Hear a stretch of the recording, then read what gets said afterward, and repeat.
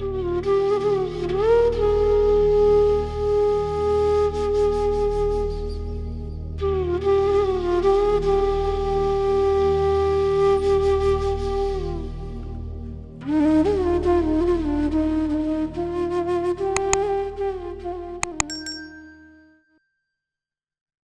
गुरु जी। गुरु जी को बहुत बहुत प्रणाम।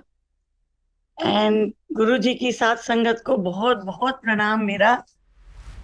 और सबसे पहले मैं वीना वासन आंटी को श्रद्धांजलि देना चाहती हूँ, जो गुरु जी के पास हैं। इतनी प्यारी वीना आंटी सत्संग करती थी, और मिसेस वासन इतनी प्यारी संगत, इतना प्यार करने वाली। पर वही है ना कि ये जन्म मरण अपने हाथ में नहीं है। वो इतना प्यार करते हुए उनको तकलीफ नहीं दी गुरुजी ने। और गुरुजी ये भी करते हैं कि जब बहुत तकलीफ होती है तो उसको मुक्ति दे देते हैं गुरुजी। तो वही गुरुजी ने किया वीना आंटी के साथ। उनको अपने पास बुला लिया, अपने चरणों में रखा हुआ है, उनको मोक्ष प्राप्त हुआ है। हमारी बहुत बहुत श्रद्धांजलि। सारी जितना गुरु परिवार है उनको बहुत प्यार करता है और बहुत मिस करते हैं। पर कोई बात नहीं, वो गुरु जी के पास हैं और बहुत खुश हैं। इसी तरह हमें जैन कपूर, इतनी प्यारी संगत थी, इतने अच्छे सत्संग करते थे। वो भी गुरु जी के पास चले गए। उनको भी बहुत तकलीफ थी, गुरु जी ने उनको ज्यादा कष्ट नहीं होने दिया। अब मैं क्या बताऊं कि मैं गुरु जी से कब मिली। गुरु जी से कोई अपने आप नहीं मिलता। गुरु जी तो एक ज्योत की तरह आए इस दुनिया में, और उन्होंने अपना इतने लोगों का कल्याण की करने के लिए वो आए। एक ज्योति है जो गुरुजी ज्योत बन के आए, ब्रह्मांड में एक शिव के रूप में आए और गुरु के रूप में आए। किसी को मालूम नहीं था कि गुरुजी शिव जी के अवतार हैं। धीरे धीरे उन्होंने डुगरी में के बाद में ख्याति मिली, वो जलंधर आ गए। और जलंधर वाले बाबा बोला करते थे उनको। मैं आर्मी फैमिली से हूं, तो मुझे भी पता चलता रहता था कि कोई जलंधर वाले बाबा हैं और वो सबका कल्याण करते हैं। पर हमने ऐसा ध्यान नहीं दिया। हम अपनी जिंदगी में खुश थे, बच्चे खुश, बच्चे आर्मी में हो गए, कैप्टन बन गए थे, अब तो कर्नल हो गए, रिटायर होने वाले हैं। बेटी है, उसके हस्बैंड ब्रिगेडियर रैंक पे। हस्बैंड मेरे आर्मी के रिटायर्ड हैं। अभी भी गुरुजी की दया से वो अपने घर में हैं, और गुरुजी की सारी कृपा है। अब मैं क्या बताऊं गुरुजी के बारे में। तो सत्संग करना बड़ा ही मुश्किल है, क्योंकि गुरुजी ऐसी ज्योत हैं, ऐसे ब्रह्मांड के मालिक हैं, पूरे ब्रह्मांड के मालिक। हमने सारे मंदिर देखे, विष्णु देवी देखी, कृष्ण भगवान के सब मंदिर देखे, पर ऐसा जो साक्षात रब जो हमें गुरु जी के रूप में मिला, उसके लिए हम कितना शुक्राना करें वो ही कम है। मैं तो हर वक्त गुरु जी को याद करती हूँ। क्या वो दिन थे, गोल्डन डेज। ना मेरे ऊपर दुख आता, ना मैं गुरु जी से मिलती, और जिसने मिलवाया उसका भी बहुत बहुत कल्याण हो। मैं क्या बताऊं। अच्छी खासी जिंदगी चल रही थी, और यहाँ मैं दिल्ली में पोस्ट हो गए थे मेरे हस्बैंड रिटायर के बाद बसंत कुंज में। बच्चे नौकरी कर रहे थे, मैं अशोका होटल में नौकरी करती थी। कोई दुख तकलीफ नहीं, सब कुछ बढ़िया चल रहा था। दो बेटे हैं, दोनों आर्मी के कर्नल हैं, और जो छोटा वाला है जिसको गुरुजी ने मौत के मुंह से निकाला, वो अभी भी नौकरी कर रहा है, दिसंबर में रिटायर होएगा। तो क्या हुआ है कि 6-7 महीने पहले शादी हुई।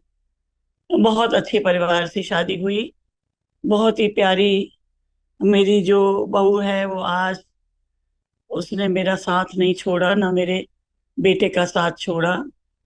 वो भी गुरु जी को मिली हुई है, भक्त है गुरु जी की। तो हमें पता चला कि लड़ाई छिड़ गई है कारगिल की। तो मेरे हस्बैंड ने मुझे रिंग किया कि तुम आराम से गाड़ी चला के आओ।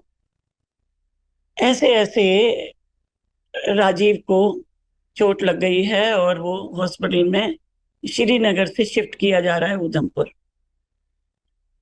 उसको जो पाकिस्तान की लड़ाई जो कारगिल में हुई, उसके अंदर वो लोग ज्यादा ऊपर थे, पहाड़ी पे। और पहाड़ी से वो बॉम्ब बरसाते थे, बड़े बड़े गन से। तो वो आके छर्रे जो थे, जिसको स्प्लिंटर कहते हैं, वो सिपाहियों को लगते थे। कितने लोग शहीद हो गए उसी चक्कर में कि ये रैकी पर था मेरा बेटा राजीव। और उसको भी एक कान से लेके छर्रे जैसे हवाई जहाज जैसे निकल जाता है ऐसे निकल गए, और ये गिर गया। हमको जब पता चला, जब तक हम श्रीनगर से, हम लोग, मैं अपनी बहू रानी है प्रीति, उसको लेके, और हम लोग ट्रेन में बैठ के गए, क्योंकि हमारी कोई जगह नहीं थी, पर हमको किसी तरह से भी पहुंचना था। तो हम पहुंच गए उधमपुर। पठानकोट पे मेरे हस्बैंड ने टेलीफोन किया, उन दिनों मोबाइल तो थे नहीं। तो उन्होंने फोन किया कि क्या हो रहा है। कहते हैं हमने अपनी तरफ से ब्रेन का ऑपरेशन कर दिया है, और बाकी आप आज आ जाइए और आप डॉक्टर से मिलो। हम लोग तीनों जने गए, पहुंचे रात में डॉक्टर न्यूरो सर्जन ने बताया कि हमने अपनी तरफ से बहुत बड़ा निकाला है, जो बिल्कुल ही, ये गोली तो कुछ भी नहीं है जो इतने बड़ा टुकड़ा यहाँ स्प्लिंटर लेफ्ट में कान से निकल के यहाँ पहुंचा। उसकी ऑपरेशन कर दिया था। जो छोटे छोटे अंदर पड़े थे उनको तो open heart surgery, open brain surgery नहीं कर सकते थे, उसमें तो उसकी डेथ हो जाती।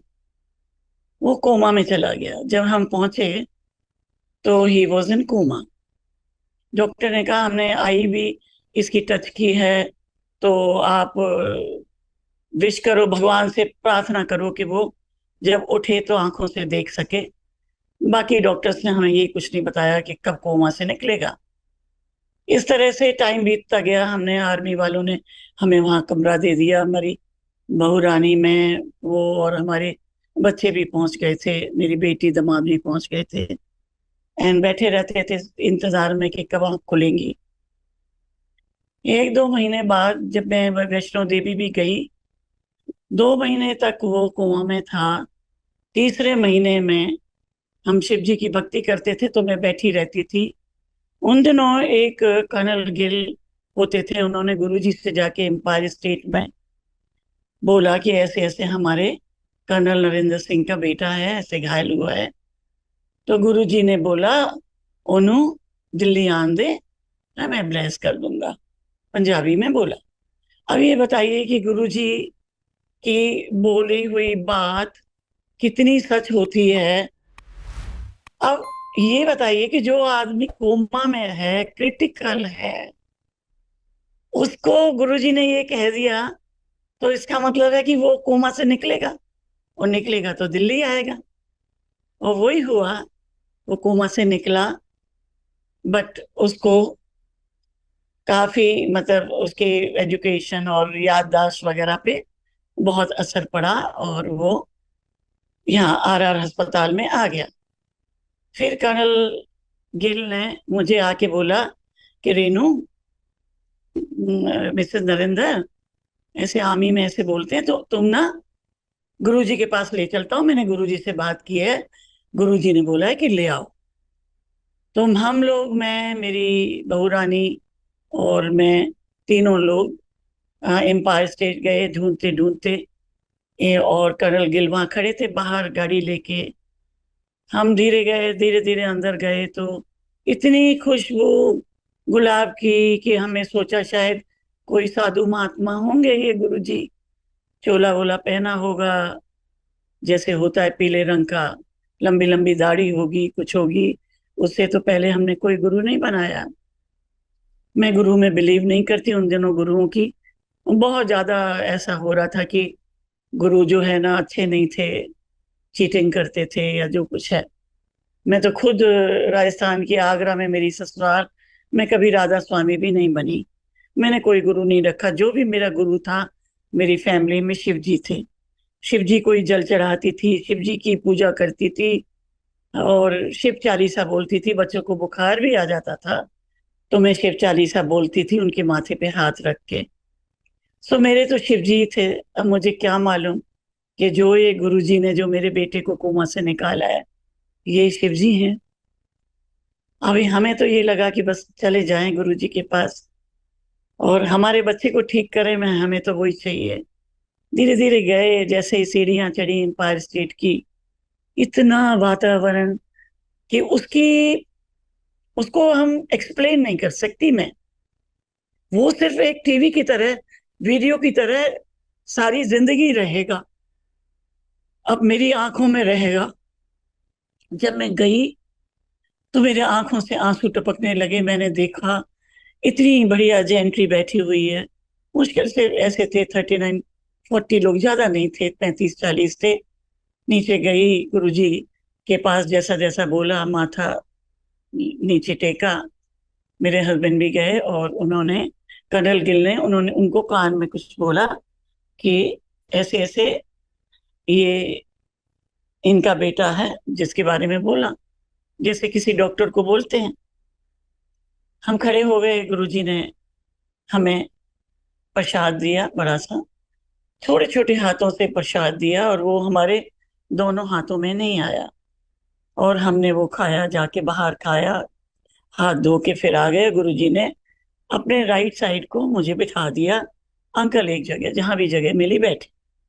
इतना सुंदर शब्द, इतनी प्यारी खुशबू हमने कहीं नहीं देखी कि कोई अगरबत्ती जल रही है। तब हमने पूछा कि ये खुशबू, कहते ये गुरुजी की खुशबू है। उनको देख के मैं तो बस देखती ही रह गई, एक महाराजा की तरह। इतने सुंदर येलो चोले में गुरुजी देख रहे, मंद मंद मुस्कुराए। मुझे देखा, मैंने मैंने भी उनको देखा, उन्होंने मेरे से देखा। और मैं, ऐसे लगा जैसे मेरे अंदर का सारा दुख जो है कम हो गया, जो मैं इतनी चिंता में आई थी। मेरे आंखों से इतने आंसू टपक रहे थे कि मेरा पूरा कुर्ता गीला हो गया और मेरे को गुरुजी ने बिठा दिया। थोड़ी देर में बहुत आनंद आया, जैसे कि मैं कहाँ आ गई। स्वर्ग तो हमने नहीं देखा, पर वो एम्पायर स्टेट में जो गुरुजी के सामने देखा, तो ऐसा नजारा हमने नहीं देखा। आज हम गुरुजी के मंदिर में, बड़े मंदिर में ये सब कुछ देखते हैं, दिल खुश हो जाता है। ऐसा लगता है कि पता नहीं कहाँ जन्नत मिल गई, कहाँ गुरुजी मिल गए। ना मेरा बेटा घायल होता, ना मुझे ये पूर्ण गुरु मिलते। बहुत बहुत शुक्राना जो गुरुजी ने आपने हमारा हाथ पकड़ा, मेरे बेटे को ठीक किया। मैं गई वहां, बैठ गई। सब लोग आज्ञा लेके जा रहे। थोड़ी देर में लंगर आ गया। मुझे नहीं मालूम था 4 लोग खाते हैं। चटाई बिछ गई, लंगर आ गया, हमने 4 लोग। मुझे नहीं मालूम किसके साथ मैं खा रही हूँ। वो पुरानी संगत ने बोला आप 2 रोटी ले लो, और जो भी चटनी वगैरह है वो मैंने खाया। बहुत अच्छा लगा, इतना स्वाद का बस पूछो नहीं। उससे पहले चाय प्रसाद भी लिया। इसके बाद सब लोग आज्ञा लेके जा रहे थे तो मैं देखे जा रही थी कि ये क्या हो रहा है। तो उन्होंने कहा, कर्नल गिल ने, ये सब आज्ञा लेके जा रहे हैं, आप बैठे रहो। जैसे मैं आज्ञा लेने के लिए उठी तो गुरुजी ने मेरे को नाम से पुकारा। मैंने बोला शायद कर्नल गिल ने बता दिया होगा मेरा नाम। मेरा नाम रेणुका सिंह है। उन्होंने कहा, रेणु आंटी आपने नहीं जाना, तुसी बैठो, साइड में बैठे रहो, रुके रहो। मैं बैठ गई, अंकल भी बैठ गए। काफी लोग चले गए, कुछ सेवादार थे, जो सन अंकल वगैरह, जोशी अंकल वगैरह, जो गुरुजी को सेवादार करते थे, वो रह गए। इसके बाद गुरुजी ने जब चले गए, लोग तो बरक लेते हैं, ऐसे इशारे से मुझे बुलाया कि रेणु आंटी उठाओ, आओ। अंकल भी उठ गए, मेरे से कहने लगे कि तू चिंता ना कर, कल बेटे को ला सकती हो। मैंने कहा हाँ जी, हॉस्पिटल में है, मैं ले आऊंगी। वो हॉस्पिटल से मेडिकल पे आया हुआ था घर पे। हमने उसको अपना नहलाया धुलाया, दूसरे दिन हम ले गए। सीढ़ियाँ चढ़ने उतरने में थोड़ी दिक्कत होती थी, तो बाकी हम ले गए, अपना जीन्स और टी शर्ट पहन के जाके खड़ा कर दिया। तो उनको, गुरुजी को बहुत प्यार से मेरे बेटे ने देखा, उन्होंने उसको देखा। मैंने बोला नमस्ते करो, तो वो नमस्ते नहीं की, नमस्ते बिल्कुल नहीं की। और गुरुजी ने उसके हाथ में प्रसाद दिया, बोला कर्नल अंकल आप बेटे को ले जाओ, ये पूरा प्रसाद खिला के फिर अंदर लाओ, जल पिला के पानी पिला के। अंकल चले गए बाहर, मेरे हस्बैंड, कर्नल अंकल उन्होंने पिलाया और वापस ले आए। फिर वो लंगर खाया। कहाँ वो बच्चा नहीं बैठ सकता था जमीन में, वहां 1.5 घंटे शब्द सुना और लंगर खाया। लंगर में थोड़ी मिर्ची लगी तो हमने जल दे दिया। गुरुजी ने भी देखा, इशारा कर दिया कि खाने दो, मतलब कुछ बोला वो मुझे इतना याद नहीं है, पर मिर्ची लगी थी। तो हमें नहीं मालूम था, पर अब तो हमें मालूम है ना कि गुरुजी की जो लंगर है वो प्रसाद है। चाहे उसमें मिर्ची हो ज्यादा, चाहे कुछ हो, वही काम करता है दवाइयों के साथ। गुरुजी ने उसको खिलाया, इसके बाद बोला रुके रहो। फिर बोला रेनू आंटी, एनू अब नहीं लाना, हॉस्पिटल की दवाई चलने दो, बाकी मैं ब्लेस कर दूंगा, आप आते रहो, तुसी आंदे रहो दोनों, यही बोलते थे वो, इसको नहीं लाना। हमने कहा ठीक है गुरुजी। हम चले आए। मुझे याद नहीं है कि उस दिन भी शायद मेरी बहू रानी साथ में थी या नहीं, इतने दिनों की बात हो गई है, शायद साथ ही थी। हम लोग सब ने ही लंगर किया था। और इसके बाद फिर हम आ गए घर। फिर मुझे ये बोला कि तुसी आंदे रहो, तो दूसरे दिन भी हम गए। ऐसे लालच पड़ गया कि कब 5 बजे होटल से आती थी, जल्दी से नहा के बस चलो गुरुजी के पास चलो। ऐसा मोह आ गया था, प्यार खिंचाव होता था कि कैसे गुरुजी के पास चलो। साक्षात रब हैं गुरुजी, संगत जी। आज तो हमें मालूम है ना कि उनको सब का मालूम था। किसी से नाम पूछते थे तो ऐसे ही पूछते थे कि तुसी कित्थे आए हो, की नाम है, ये सब वो आशीर्वाद, उनका ब्लेसिंग देने का एक तरीका। तो मुझे तो नहीं पूछा कि तुम्हारा नाम क्या है, मुझे तो नाम से ही पुकारा। मैं धन्य हो गई कि मैं आज गुरु परिवार से जुड़ी हूँ। और पूरा परिवार मेरा, मेरी बहू रानी का परिवार, सारे ब्लेस्ड हैं, सब गुरु जी को मानते हैं। हम क्या मानते हैं, पूरा संसार गुरु जी का गुरु में हो गया है। जय गुरु जी, जिस गाड़ी पे देखो जय गुरु जी। अब क्या हुआ, गुरु जी ने मुझे कहा कि इसको तो मत लाना, पर कल 1.5-2 लीटर का जग वाला अच्छा सा जग लेके आना। मैंने कहा ठीक है गुरु जी। हम लोग उसी रात को इसको छोड़ के मार्केट में गए मॉर्निंग में, और इसको छोड़ा घर में के हॉस्पिटल में, और इसकी दवाइयाँ चल रही थी। और इसके बाद हमने जग लिया, बहुत अच्छा। दूसरे दिन पहुंच गए, पीछे रख लिया, सबक सुने, गुरु जी ने प्रसाद दिया, खूब भर भर के खाया, 2-2 दफा दिया। और खूब बढ़िया था, कड़ा प्रसाद था, जलेबियां दे रहे हैं। फिर बहुत बढ़िया लंगर किया। जब सब लोग चलने लगे तब गुरु जी ने बोला, रेणु आप भूलते नहीं है गुरु जी, देखो मैं क्या चीज हूँ, हमारी तो कोई औकात ही नहीं है कि मतलब इसके बेटे को इतनी तकलीफ है तो इसको ठीक करना है। बोलने लगे गुरु जी, बोले रेणु आंटी लाइया, जग लाइया, ऐसे पुतली आवाज में, प्यारी सी आवाज। मैंने कहा हाँ गुरु जी लाई हूँ। कहते इथे लाओ। मैंने प्लास्टिक उसके पीछे निकाल के नीचे रखी, मैं गुरु जी के पास ले गई। गुरु जी ने जल पिया, उसके अंदर पता नहीं जल, अपना अमृत जल डाला और कुछ मंत्र जाप सा किया और ढक्कन बंद किया। कहते एनू खोली ना, और रोज रात को आपकी आप करना, चाहे नू करेगी बेटी, मतलब मेरी ग्रैंड डॉटर इन लॉ, इसको मांजो, इसको रात को रखो उसके पास, सुबह 1 गिलास पानी पिलाओ, बाकी इसके बाल्टी में डालो और उसके सिर पे डालो, पूरा नहलाओ।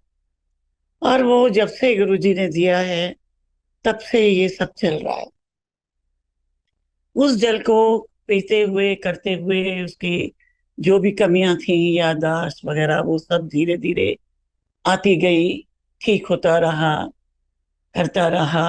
ऐसे टाइम निकल रहा था। मैं ऐसे ही न, कोई दिसंबर की बात है, अगस्त के महीने में हम गए थे। तब हम चलते थे, हमने कभी नहीं गुरुजी ने से कहा कि गुरुजी मेरा बेटा कब ठीक होगा। गुरुजी की ब्लेसिंग थी। हम एक जना भी गुरुजी के पास चला जाए, सारे परिवार को ब्लेसिंग मिल जाती है संगत जी, सारा परिवार। तो हम जाते रहते थे। तो गुरुजी ने एक दिन बोला, रेनू आंटी रुक जाना, अभी थोड़ा मैं कुछ देना है। और उससे पहले तो पता नहीं कितने सत्संग हो गए। वो तो मैं कभी सुनाऊंगी अलग से, कि मेरा एक बीच में एक कोर्ट केस था, वो ठीक किया। और वो फिर गुरुजी ने मुझे उठा के बोला कि चलो तुम रेनू आंटी सत्संग करो। तो वो पहला सत्संग मैंने गुरुजी के सामने कहा, करा। मुझे नहीं मालूम था सत्संग क्या चीज होती है। तो मैंने कहा, गुरुजी मुझे नहीं मालूम सत्संग कैसे करते हैं। कहते, जो पटियाला हाउस में जो तुम्हारे साथ हुआ वो बताओ। अब बताइए, इतने अंतर्यामी गुरुजी। और गुरुजी ने वो केस रफा दफा कर दिया जो 10 साल से हम परेशान थे। कोई मर्डर वाला केस नहीं था, या कोई किसी का नहीं था। वो तो वर्कर के लिए, मैं एक ट्रेड यूनियन लीडर थी उस वक्त, मैनेजर बनने से पहले। तो उसके लिए हम लोग लड़ रहे थे, तो पुलिस वालों से झगड़ा हो गया था, हमने हड़ताल कर दी थी। तो वो केस चल रहा था, वो गुरुजी ने एक दिन के अंदर ठीक कर दिया। और हमें, मतलब मैं क्या बताऊं, वो ही चीज बताया, पटियाला हाउस कैसे गाड़ी गई, कैसे उड़ के पहुंच गई पटियाला हाउस, कैसे कैसे जज ने बोला। तो ये सब गुरुजी ने किया। वो एक पहला सत्संग था जिसको मैं समझी कि जो अपने पे बीतती है और जो गुरुजी कल्याण करते हैं उसको सुनाना ही, उसको करना, ये सत्संग होता है। ऐसे करके हम जाते रहे। फिर गुरुजी ने मेरे को कहा कि आंटी को लेटर दो। एक चिट्ठी दी और ऊपर लिखा, रेनू आंटी एंड फैमिली। ऐसे करके जहां भी ले जाते थे वो एक लेटर देते थे। तो वो पहला लेटर था मेरे पास जब मुझे गुरुजी बाहर ले गए। उसमें मैंने लिखा, मैंने कहा, गुरुजी ये क्या है। कहते, सब कुछ गुरुजी नहीं बताएंगे, गुरु नहीं पूछते, इसमें अंदर लिखा है, वहां आ जाना। ठीक है, आना, फैमिली को लाना। 2-3 दफा बोला। मैंने कहा, गुरुजी फैमिली यहाँ नहीं है, सब लोग पोस्टिंग पे हैं। तो ना तो ये मेरा कोई भी नहीं था, राजीव भी नहीं था, अ, उधर था हॉस्पिटल में, तो इसको ला नहीं सकते थे। तो शायद घर पे ही था मेडिकल। तो हम लोग इंतजार करते रहे। 26 दिसंबर की बात है। मैंने अपने हस्बैंड से कहा कि चलो, आज गुरुजी ने बुलाया किसी फार्म हाउस पे। हमें नहीं मालूम था कि फार्म हाउस पे शादी है या कुछ है। उसमें शादी का कुछ नहीं लिखा था, बस यही लिखा था कि फलाने अ, उस पे आप आ जाओ विद फैमिली। हम पहुंच गए वहां। वहां देखा तो मैंने अपने हस्बैंड को कहा कि सुनो, कहाँ जा रहे हैं, तुम तो पैंट शर्ट पहनते हो, एक कुर्ता पजामा तुम क्यों पहने हुए। कैसे नहीं, फार्म हाउस पे चल जाएगा, वहां तो गुरुजी की संगति होगी, बैठना ही है तो कंफर्टेबली बैठ जाऊंगा। और बाटा वाली चप्पल पहन ली। मैंने बहुत मना किया कि देखो, कुमार लोग आएंगे तो क्या बोलेंगे कुर्ते पर। कहते, कुछ नहीं बोलेंगे, मेरे अच्छे कुर्ते पजामे। मैंने कहा चलो, कोई बात नहीं, मान ली बात। हम चले गए, रास्ते भर बोलते रहे, गुरुजी तो ऐसे टाइम में बुलाते हैं, ड्रिंकिंग का टाइम होता है। और बस बड़बड़ाते हुए गए, पहुंच गए। ये कार पार्किंग करने चले गए। मैंने देखा घोड़ा गाड़ी खड़ी हुई है। तब हमने मुझे पता चला कि वो दिव्या आंटी की शादी थी। दिव्या बेटी हैं वो, अपने अंकल जो बहुत ज्यादा गुरुजी के भक्त हैं। तो उनकी शादी थी। शादी वादी हो गई, गुरुजी की बहुत बढ़िया वो लगी हुई थी, बहुत फूलों से सजी हुई एक जो बनाते हैं, स्टेज बनी हुई थी। उसे गुरुजी बैठे। तो मैं तो दौड़ के गई गुरुजी के पास। और गुरुजी ने देखो, अपने बच्चों को ले जाते हैं कहीं तो एम्पायर स्टेट में तो बात नहीं कर सकते थे जब तक गुरुजी ना पूछे, तब तक जवाब नहीं देते, चुप रहते थे। गुरुजी अगर बोलते हैं, कोई जवाब पूछते हैं तो पूछते थे। बाकी जहाँ शादियों में जा रहे हैं तो ले गए। कहते हैं, रेनू आंटी है, इससे मिलो। लोगों से मिलवा रहे, जो लोग बैठे, ये रेनू आंटी है, अशोका होटल की मालकिन है। तो मैंने हाथ जोड़े, गुरुजी के पैर छुए, मैं, गुरुजी मुझे मालकिन ना बनाओ, मैं तो नौकरी करती हूँ, वो भी नंबर 2 असिस्टेंट, मतलब मैनेजर हूँ, नंबर 2 एचओडी हूँ। कहते, क्यों। मालकिन इसलिए बोला, पंजाबी में बोले वो, इधर बोला काम बहुत कर दिए। मैंने कहा, हाँ जी गुरुजी। मैं भी बड़ी शान में आ गई। मैंने कहा, हाँ गुरुजी, काम तो मैं बहुत करती हूँ। और काम करती थी बहुत। बहुत करती थी, यूनियन लीडर भी थी, फिर मैनेजर बनी। पर जिस वक्त मैं गुरुजी से मिली थी उस वक्त मैं ऑलरेडी अशोका होटल से सम्राट होटल में आ गई थी। 99 में मिली थी गुरुजी को, जब ये कारगिल वार के बाद। तो मैं वहां से जाती थी, उसको भी अशोका होटल ही बोलते हैं। तो कहते मैं 1 महीने में तुमको नंबर 1 बना दूंगा। मैंने कहा जय गुरु जी, थैंक यू। वो कहते वो कर्नल अंकल कहाँ रह गया, आज मैंने कुर्ते पजामे में बनाया बुलाया चप्पल बाटा की। Oh my God. मैं कह रही गुरु जी, मैंने सोचा शायद आ गए हैं ये कार पार्किंग करके। तो मैंने पीछे की तरफ देखा, कोई नहीं। ये आए 15 मिनट बाद, इनको गाड़ी की पार्किंग ही नहीं मिली। तो गुरुजी तो अंतर्यामी है, उस वक्त तक हमको इतना नहीं मालूम था कि इतना भी करते हैं। तो मैंने कहा गुरुजी वो कुर्ते पजामे में जिद करे, कहते उसकी कर्नल की गलती नहीं है, मैंने ही आज उसको कुर्ते पजामे में बुलाया। मैंने उसकी ना ईगो बहुत है, ये अगर मैं ईगो थोड़ी ठीक करूंगा जिससे कि ये आगे बुढ़ापे में तेनू बहुत तंग करेगा, नहीं तो मैं हंस दी। मैंने कहा गुरुजी नहीं नहीं, ये तो अच्छे आर्मी ऑफिसर है, मेरे को अच्छा लुक आफ्टर करते हैं, ऐसा तो कुछ नहीं है, ईगो तो नहीं है। पर होगी, गुरुजी जानते हैं, जिद्दी तो हैं। अगर बोलो ना कि सड़क पे मत जाओ तुम गिर जाओगे, जरूर जाएंगे। कभी कुछ बोलो कि तुम्हारा ब्लड हॉस्पिटल मत जाओ, किसी को साथ ले जाओ, आंख में तकलीफ है, जरूर जाएंगे। तो गुरुजी ने ठीक कहा था।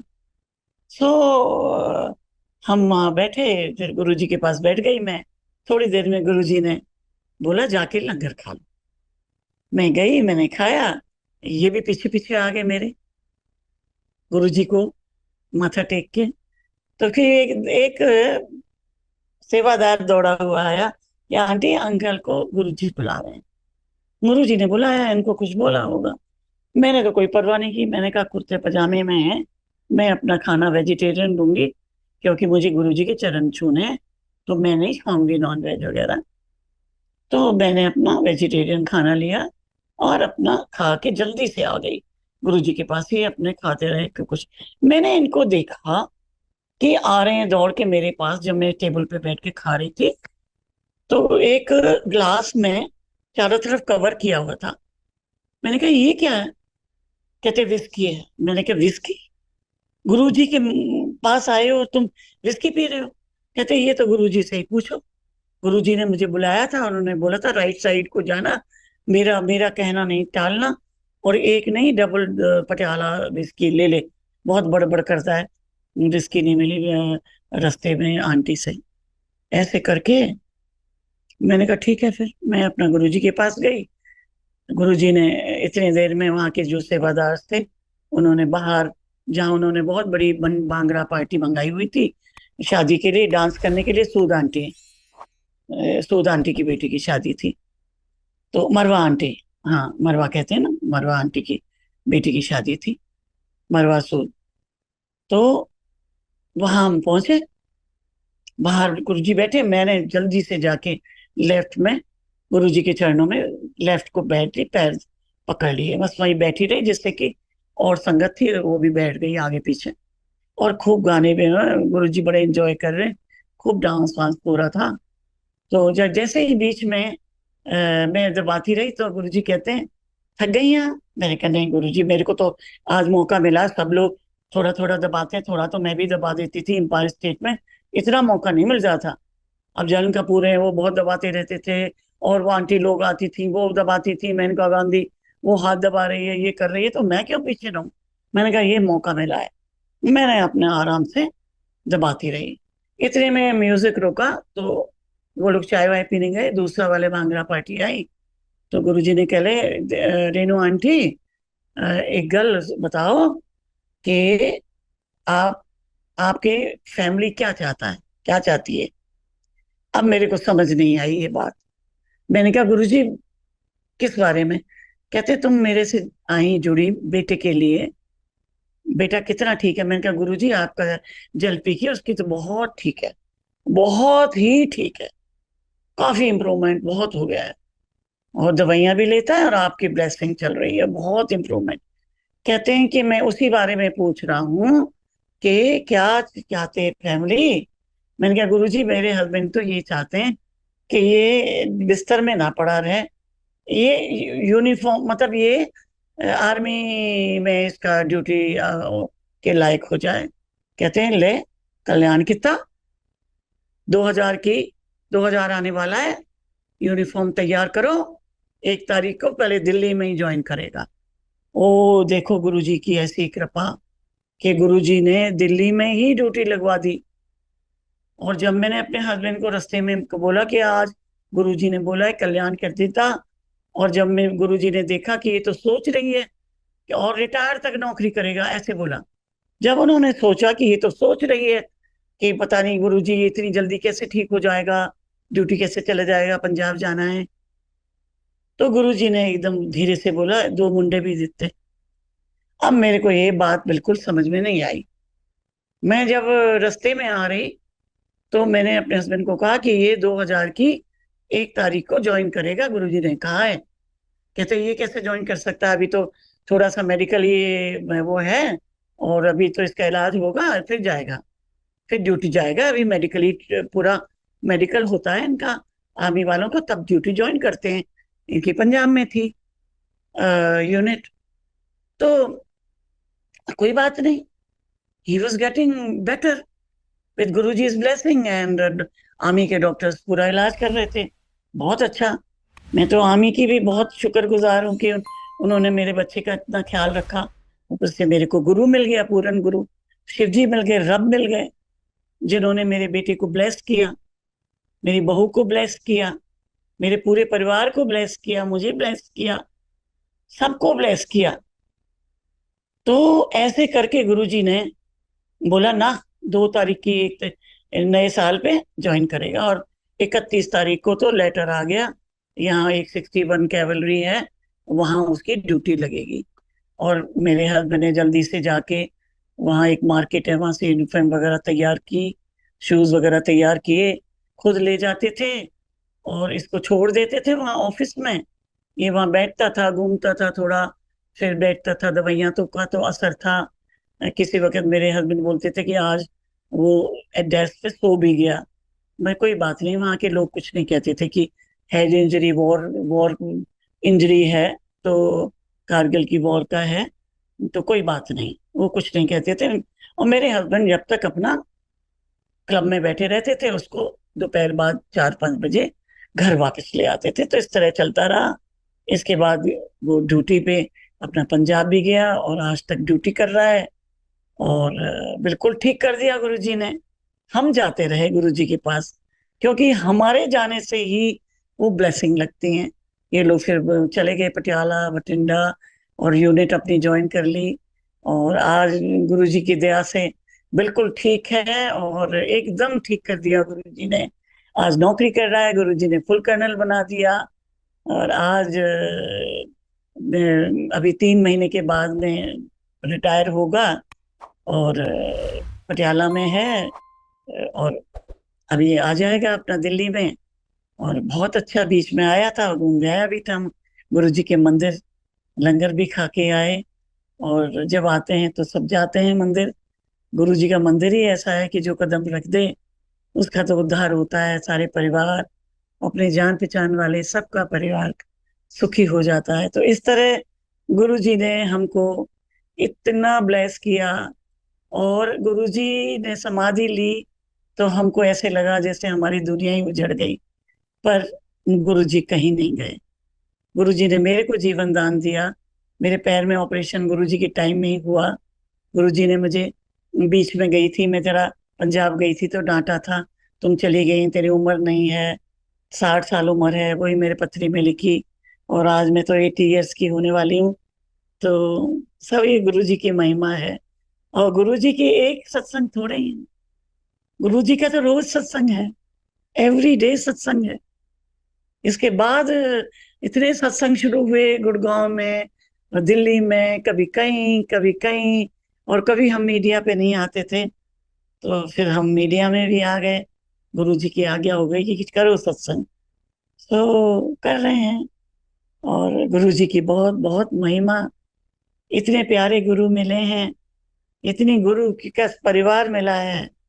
हम तो बहुत शुक्रगुजार हैं गुरु जी जैसे आपने मुझे, मेरे परिवार को ब्लेस किया, सबको ब्लेस है। गुरु जी का कहीं नहीं गए, गुरु जी के स्वरूप बात करता है।